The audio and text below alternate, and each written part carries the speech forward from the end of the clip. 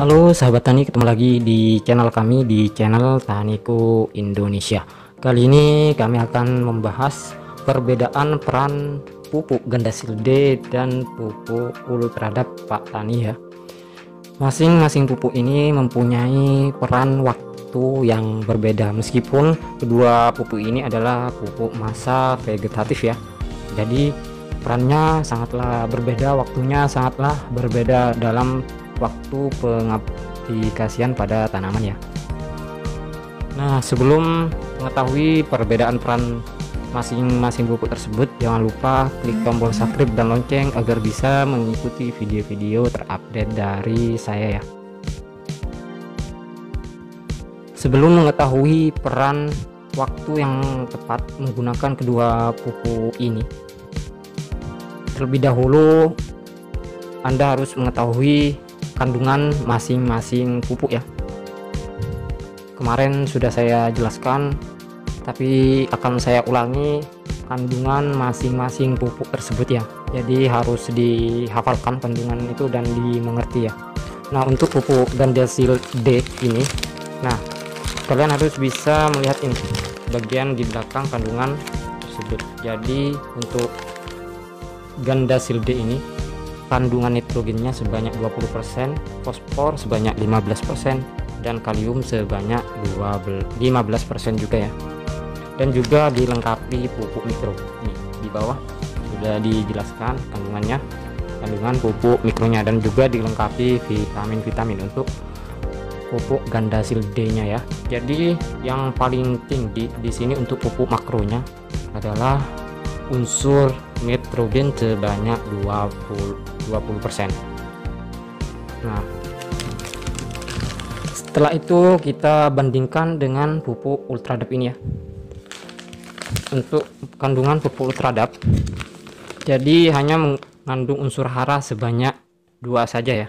Ini kandungannya, nitrogennya kecil ya, sebanyak 12%. Untuk fosfatnya ini sebanyak 60%. Jadi yang besar itu kandungan fosfatnya. Jadi beda dengan pupuk Gandasil D, meskipun ini adalah pupuk masa vegetatif, akan tetapi dalam waktu pengaplikasian pada tanaman itu sangatlah berbeda.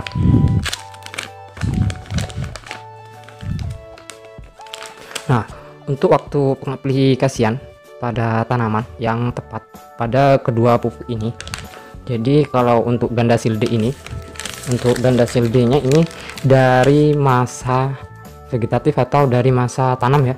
Setelah tanam, pindah tanam 7 hari setelah pindah tanam, maka bisa mengaplikasikan pupuk Gandasil D ini ya.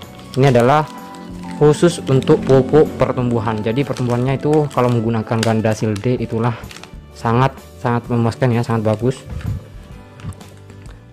Dan untuk pupuk Ultradap ini, waktu pengaplikasiannya yang tepat adalah waktu pada memasuki masa pembungaan, artinya hampir masuk pada pembungaan pada tanaman.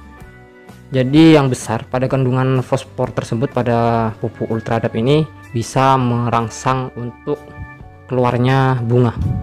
Jadi kalau untuk masa-masa pertumbuhan atau masih kecil tanaman, pupuk Ultradap ini tidak cocok ya. Jadi yang cocok untuk masa-masa pertumbuhan itu adalah menggunakan pupuk Gandasil D, pupuk yang ini. Nah, setelah hampir masa pembungaan, maka berhentilah menggunakan pupuk Gandasil D ini. Gunakan berpindah menggunakan pupuk Ultradap. Nah, jadi bunga yang keluar pada tanaman tersebut maka akan kokoh ya, nggak mudah rontok, karena kandungan fosfor pada pupuk Ultradap ini sangat tinggi, sebanyak 60%. Nah, itulah perbedaan peran dan waktu pengaplikasian pada tanaman antara pupuk Gandasil D dan pupuk Ultradap. Semoga bermanfaat bagi para petani. Saya akhiri. Assalamualaikum warahmatullahi wabarakatuh.